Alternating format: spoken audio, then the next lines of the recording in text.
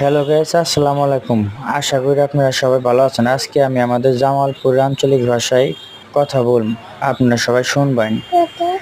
তো আজকে দেখতে পাচ্ছেন মেঘের অবস্থাটা খুবই সুন্দর, আজকের দিনটাও খুব ঠান্ডাকর।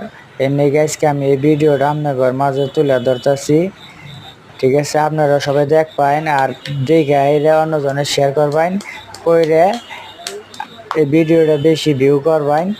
তো আমার ভিডিও আজকে দেখতে পাচ্ছেন, আমি ধনবাড়ি থেকে এই ভিডিওটা করছি, আপনারা সবাই দেখতে পাইতেছেন।